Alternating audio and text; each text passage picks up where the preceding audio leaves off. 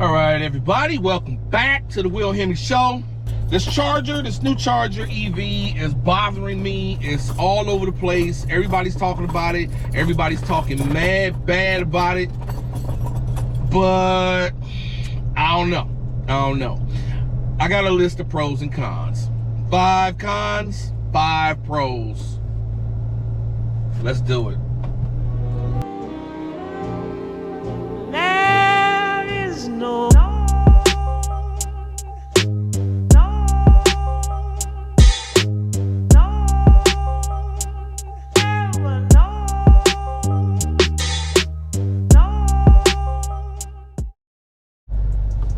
All right, like I said, welcome back to the Will Hemi Show.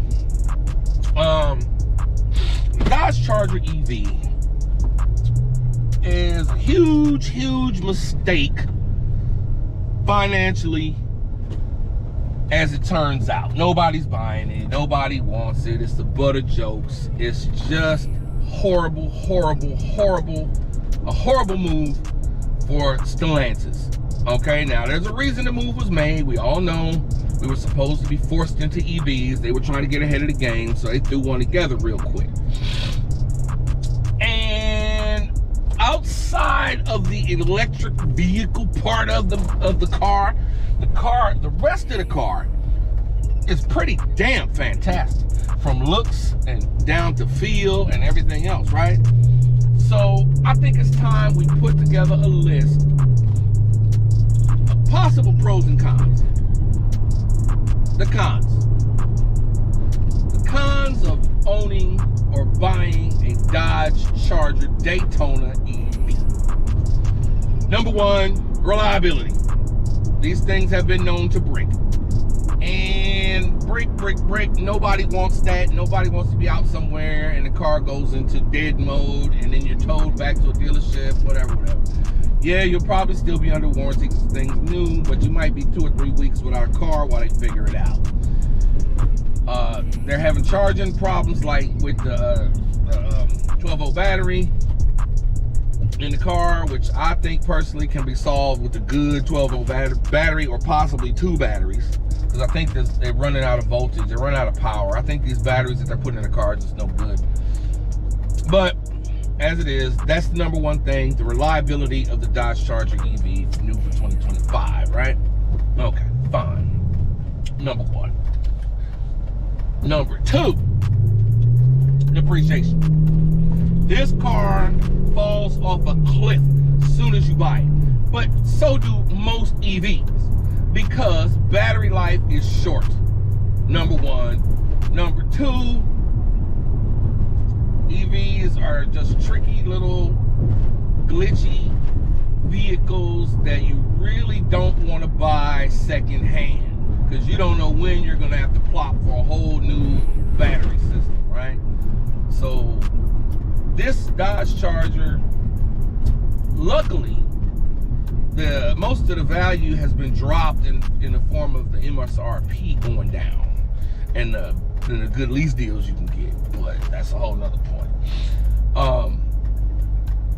Depreciation, you buy this car, it's not gonna be worth nothing. You're not gonna be able to get out of it quick at all. So I would say that's definitely number 2. Number 3, you got a car with no engine feel. If you're like myself, Will Hemi, you love having a Hemi engine under your right foot, under your control. You like to control what's going on with your car. With an electric car, you have an electric gas pedal, which we do have that too, but nevertheless, you have electric everything, steering all the way down, and you're really not in control of the car. You are a petitioner. You go into your car and you ask the computer to do certain things, and the computer moves quick, and most of the time it will oblige, but you don't have that feel of being in control of your vehicle. That's something that a lot of people need. I personally need it when I drive. I don't like being out of control, and I'm sure most of you are like that too. So we're gonna say definitely that's number 3. Number 4, there is a stigma associated with driving an electric vehicle. You come off like a hipster. You come off like a tree hugger, like a namby-pamby kind of pansy type person. They don't really exude masculinity. Even though all cars are girls, muscle cars are tomboys, all right? They're tough. And EVs have no toughness. They really don't. Even a Tesla Plaid is fast as hell, all of that. It's not a tough vehicle. There's no power. There's no swag. You know what I mean? It's just like, you got an EV, nice, right? So you got to deal with that if you buy a Dodge Charger Daytona EV, to an extent. Now, it is probably the most masculine, the most powerful looking and feeling of all EVs out there. Gotta be. But there is some stigma. There's some, you get one and pull up to the meet, and people can be looking at you a little sideways, you know what I'm saying? So it is a little bit of this, a little bit of that. You can do whatever you want with it. Okay, I'm trying to dip, dive, socialize. And see, I just kicked up stupid rubber. But let me just chill. All right, now, the stigma of the car is there. It's unavoidable. You will have it with this car, at least at the beginning. Now, I still go back to when the 2015 Chargers hit, when they first hit the scene, and there was pictures out there, everybody, and I mean everybody, shitted on that car. I don't want it, it's ugly, looks like a dart, nah, I don't like it, I think they messed up, blah, blah, blah. And it went on to see great success. So, aside from that, number 5 con from the Dodge Charger Daytona EV, the charging network. The main problem, the biggest problem, the biggest thing that keeps people out of electric vehicles is range anxiety. These cars do not have a big, juicy, long range on them. So you will need to find a charger. And as far as right now, as far as I know, there is no association with the Tesla supercharging network for these Dodge Daytona EVs, right? As far as I know. If I'm wrong, let me know in the comments and I'll correct it. But I'm buying a car that I will have to charge more often than a Tesla, and I don't have access to Tesla's network, which even Tesla's network is spotty. You pull up to a charging station with 10 chargers, 5 of them are down, or 10 of them are full, and you wait. Who knows with these little off-brand charging stations what you're gonna have to go through. So that's one of the big things for me. I could never take this thing on a road trip. I just can't see it. That's just, those are the 5 cons, the 5 definite negatives of owning this thing. Now, flip side, 5 pros. There are pros. This car has some definite advantages. Number 1, and it's not in any particular order. Number 1, pro. Nobody's trying to steal it.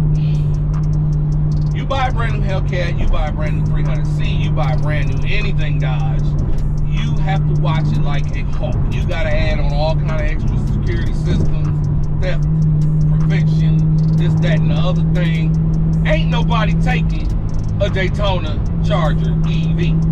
And electric cars are notoriously hard to steal anyway. But that's number 1 pro. Okay? As far as I can tell. Now, number 2. Number 2 reason people buy EVs. They're gonna save money on gas. Now, yes, you do have to pay a certain amount of money to charge an electric vehicle. It is not free. Contrary to popular opinion. I mean, that was my understanding way back in the day. It was free to charge. I mean, because Tesla offers you free charging, or they roll it into the price of the car, so you don't ever have to think about it or feel it, right? But you driving along, get maybe 200 miles out this charger, and then you got to pay for charging. Understood? But it ain't nowhere near gas. Now, yes, it takes you a lot longer to charge.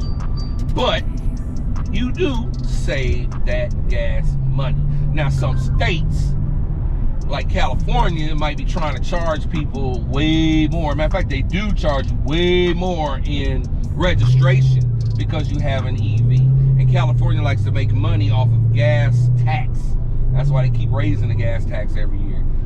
But you won't be paying them no gas tax, so they got to find another way to zero out what they're losing by you driving an EV. So you're always in danger of that. But for the time being, for right now, you go buy you one tomorrow, you are saving big money on gas. Now, number 3, price. These Dodge Charger Daytonas were supposed to be around $75,000. You know, stage 2, whatever, with the little power in them. They are down. Namely because of low demand, right? So the prices are down there. They're reaching reality, what they really are valued at. And they really value these things right now, as far as to make them start to look good to you, $35,000, $40,000, it starts to get real attractive with the savings on gas, with other little EV benefits that you get.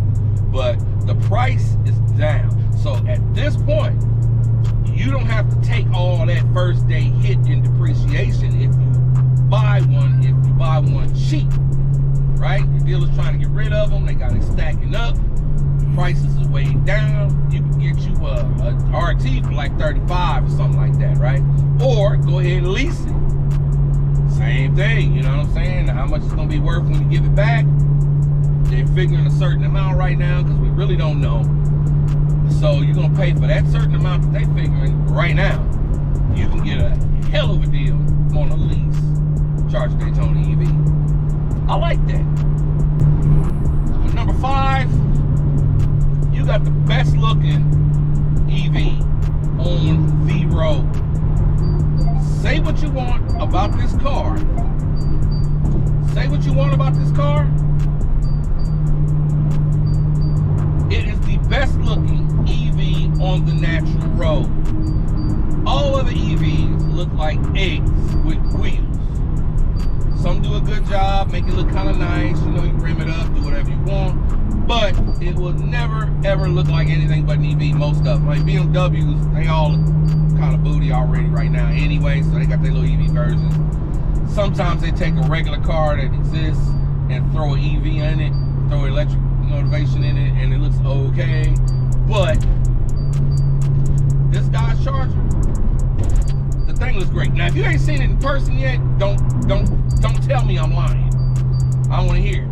If you've seen it in person, you know what I'm talking about. The car is beautiful. Pictures cannot capture it. It's going to be real fun to see how many photographers out there are going to be able to really capture the beauty of this thing once it's out and once everybody's got them and once they're being worked on and massaged. But I'm telling you right now, it's the best looking EV you can get. And it's an EV with a soul in it.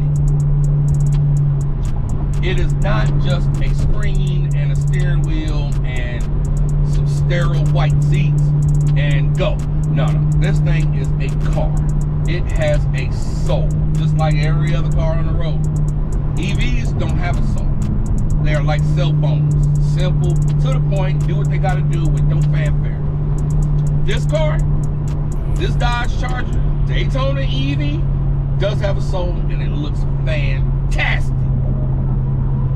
So I mean, you got some things to think about here. I'm 5 for 5, but I don't know. The 4-door, I'm telling you, that car is incredible to look at. Incredible to look at. And the R-wing that you only get when you don't have a radiator in it, you get the R-wing up front. That R-wing is a thing of beauty, and I mean, I wish there was a way to put it on a car with a radiator. I'd lay the radiator down, do something, I don't know, but somebody's gonna figure out a way to get an R-wing on a naturally aspirated Charger. Trust me on that one. But just something to think about. I'm telling you, this car is pretty damn good. It's the LB platform, so I'm thinking it's still pretty similar to the LXs of yesteryear. It's still an L platform. It's an L car, LX car. So it will still handle like a Benz, which is something I've always loved about these cars. And I haven't got a chance yet to get my eyes on the suspension, the raw suspension underneath these new Charger Daytonas. But when I drove it, it felt fantastic. So I will be keeping an eye on these things, and you should too. I'm telling you, once they start putting motors in them and they really perfect this car, it's going to be a runaway success. I still say that's my prediction, and I'm sticking to it. So until then, we'll keep this Hemi under my right foot, and that's about it. Deuces.